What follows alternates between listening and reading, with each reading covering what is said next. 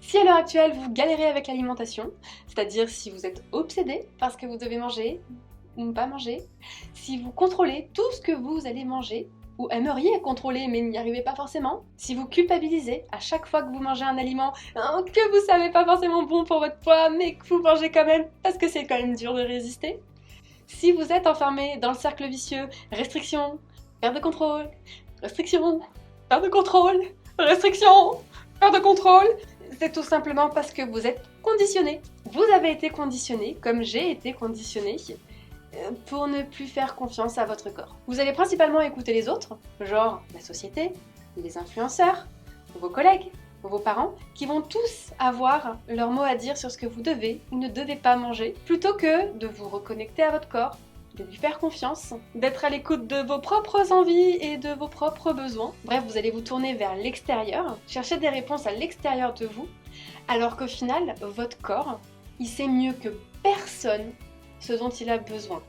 C'est une machine formidable qui vous apportera du coup les réponses dont vous avez besoin pour guérir et faire la paix avec l'alimentation. Pour changer tout ça, vous allez donc devoir changer de méthode, faire tout le contraire de ce que vous avez appris à faire jusqu'à maintenant. Genre laisser tomber le contrôle, ouais totalement, apprendre à vous reconnecter avec votre corps, et ça ce sera bénéfique que ce soit au niveau de l'alimentation et de votre vie en règle générale, et manger tout ce que vous voulez manger, quand vous le voulez, tout en vous sentant bien. Ça va vous demander du coup de réfléchir avec votre intuition plutôt qu'avec votre tête. Parce que quand vous êtes dans le contrôle, vous réfléchissez avec votre tête, vous raisonnez. Vous allez par exemple vous dire « là j'ai mangé pizza ce midi, il faudrait peut-être que je mange une soupe ce soir. » Ou « ce midi j'ai mangé une salade, peut-être que maintenant là je peux peut-être manger ma tartiflette. » Alors que quand vous vous reconnectez à votre corps, vous vous laissez guider avec facilité par votre intuition. Il n'y a plus d'histoire de réflexion.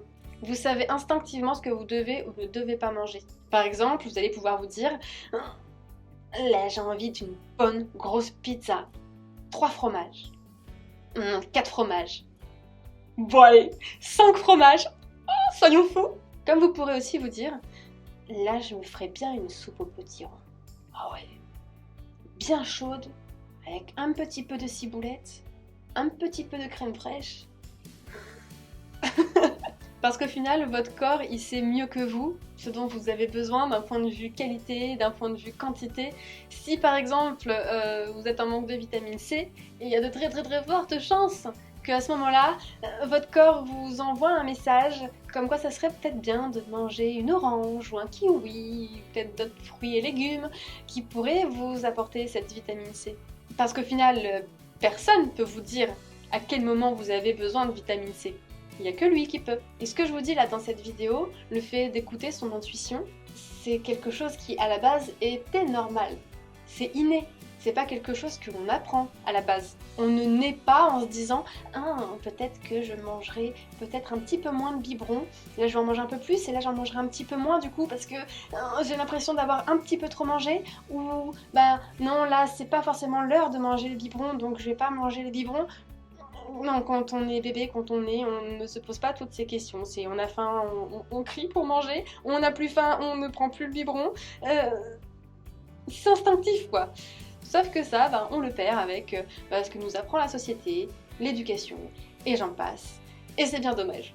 Donc avant de quitter la vidéo, n'oublie pas de la liker, parce que en plus de me faire plaisir, ce qui est déjà quelque chose d'énorme, ça va aussi permettre à la vidéo d'être vue par plus de personnes, et de pouvoir du coup aider plus de personnes. Donc aussi on la partage, dans l'idéal, et puis on n'oublie pas de s'abonner si c'est toujours pas fait.